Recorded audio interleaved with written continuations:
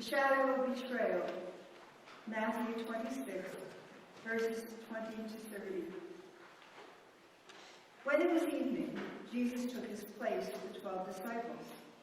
And while they were eating, he said, "Truly, I tell you, one of you will betray me." And they became greatly distressed and began to say to him, one after another, "Surely not I, Lord." He answered, "The one who has dipped his hand into the bowl with me will betray me.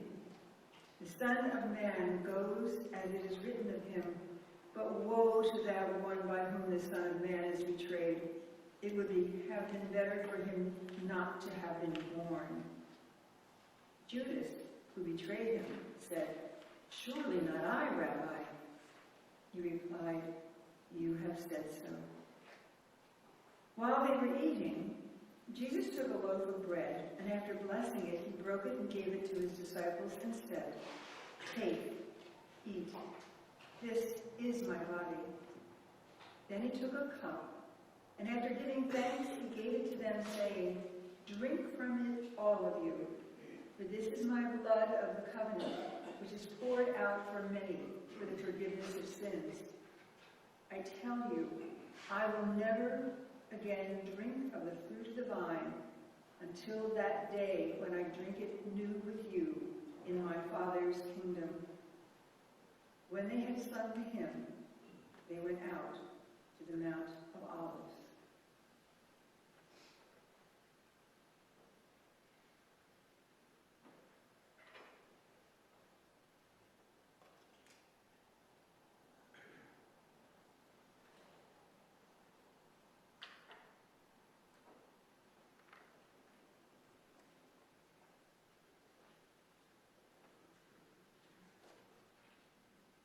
The second reading from the book of Matthew, chapter 26, verses 31 to 35, shadow of desertion. Then Jesus said to them, "You will all become deserters because of me this night, for it is written, I will strike the shepherd, and the sheep of the flock will be scattered. But after I am raised up, I will go ahead of you to Galilee." Peter said to him, "Though it becomes deserters because of you, I will never desert you." Jesus said to him, "Truly I tell you, this very night, before the rooster crows, you will deny me 3 times. Peter said to him, "Even though I must die with you, I will not deny you." And so all said all the disciples.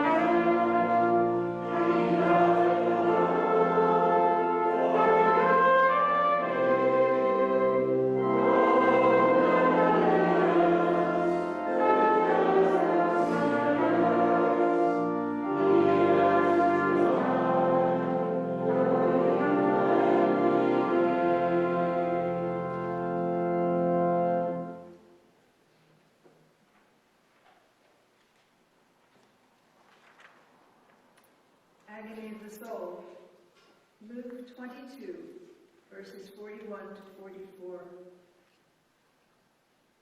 Then Jesus withdrew from them about a stone's throw, knelt down and prayed, "Father, if you are willing, remove this cup from me. Yet not my will, but yours be done." Then an angel from heaven appeared to him and gave him strength.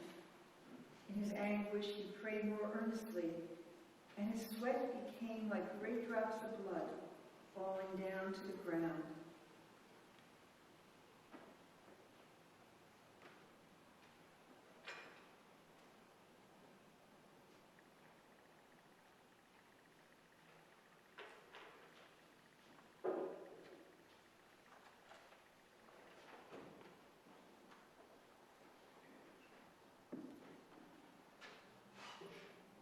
The fourth reading is from the Gospel of Mark, chapter 14, verses 34 to 42, the unshared vigil.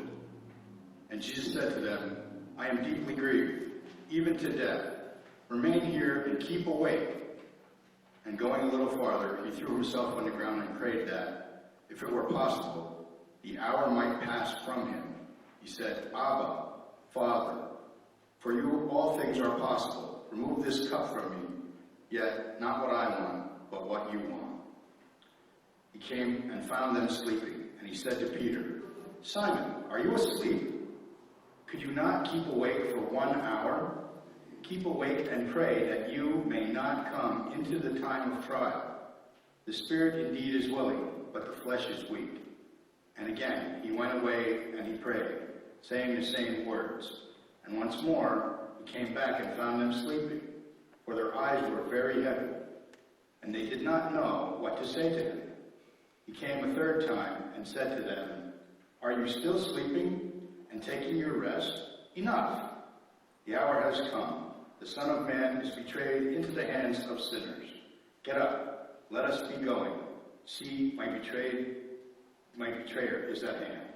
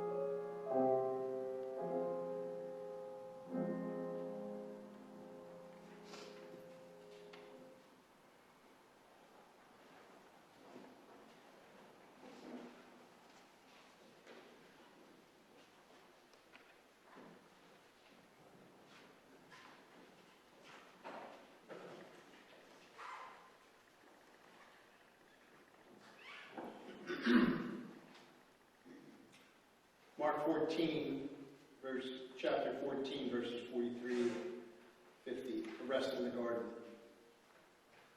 Immediately while Jesus was still speaking, Judas, one of the 12, arrived. With him was a crowd with swords and clubs from the chief priests, the scribes and the elders. Now the betrayer had given them a sign, saying, "The one I will kiss is the man. Arrest him and lead him away under guard." So when Judas arrived, he went up to Jesus at once and said, "Rabbi," and kissed him. Then they laid hands on Jesus and arrested him. But one of those who stood near him drew his sword and struck the slave of the high priest, cutting off his ear. And Jesus said to them, "Have you come out with swords and clubs to arrest me, as though I were some bandit? Day after day I was with you in the temple, teaching. You did not arrest me. But let the scriptures be fulfilled." All of them deserted him and fled.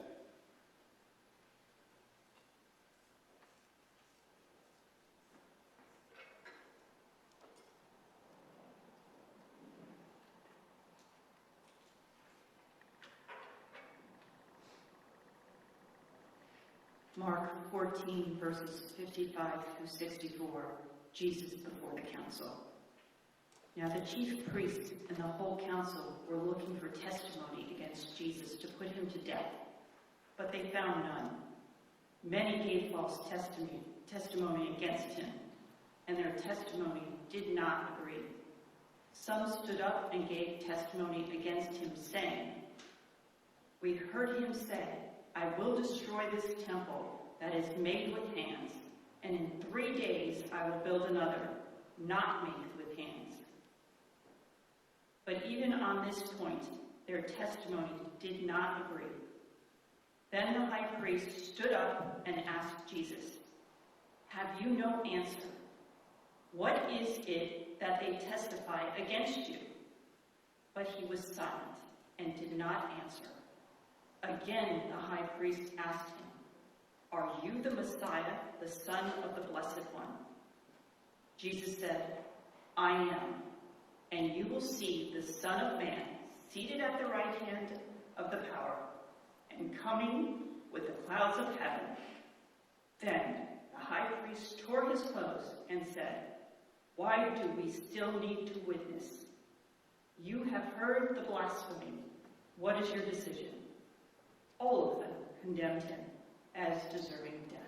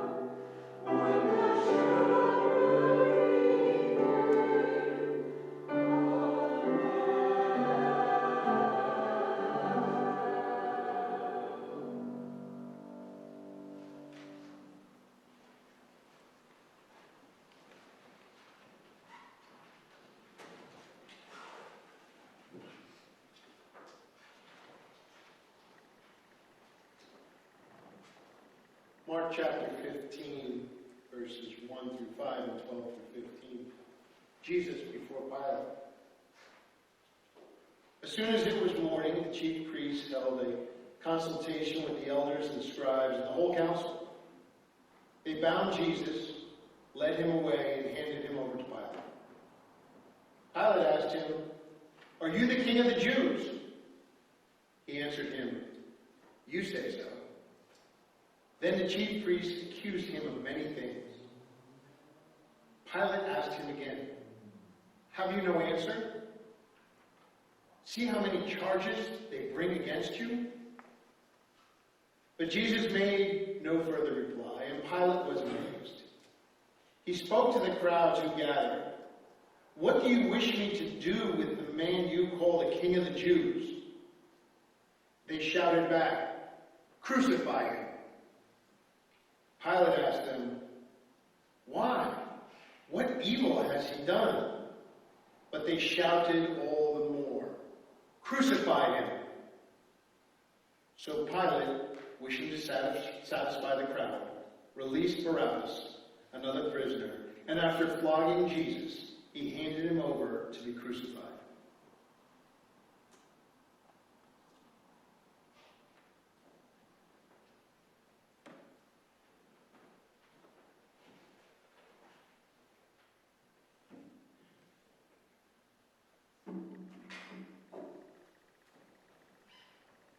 Mark 15, verses 25 to 30 and 33 to 37.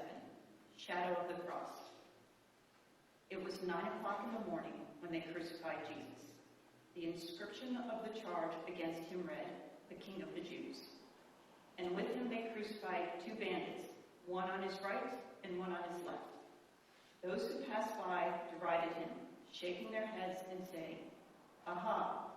You who would destroy the temple and build it in 3 days, save yourself and come down from the cross." When it was noon, darkness came over the whole land until 3 in the afternoon. At 3 o'clock, Jesus cried out with a loud voice, "Eli, Eli, lema sabachthani," which means, my God, why have you forsaken me?" When some of the bystanders heard it, they said, "Listen, he is calling for Elijah." And someone ran, filled a sponge with sour wine, and put it on a stick, and gave it to him to drink, saying, "Wait, let's see whether Elijah will come down to take him down from the cross." Then Jesus gave a loud cry and breathed his last.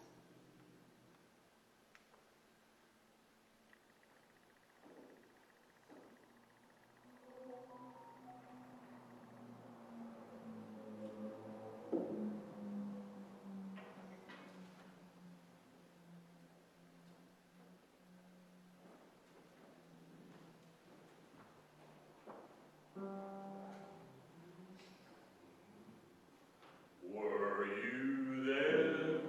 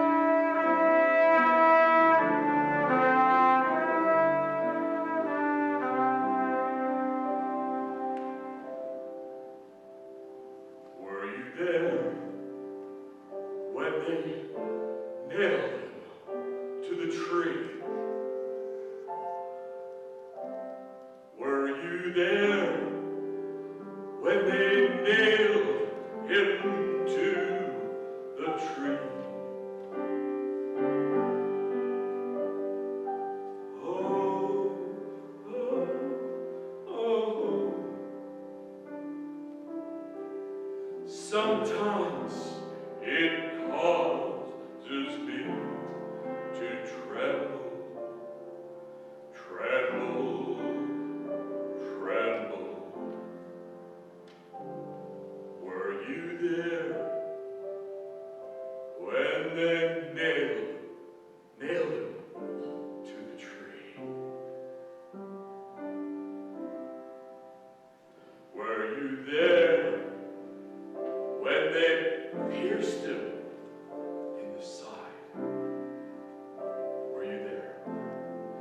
Were you there when they pierced him in the side?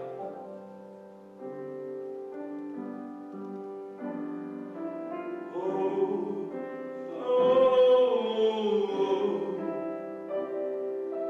sometimes it causes me to tremble, tremble, tremble. Were you there when they pierced him in the side?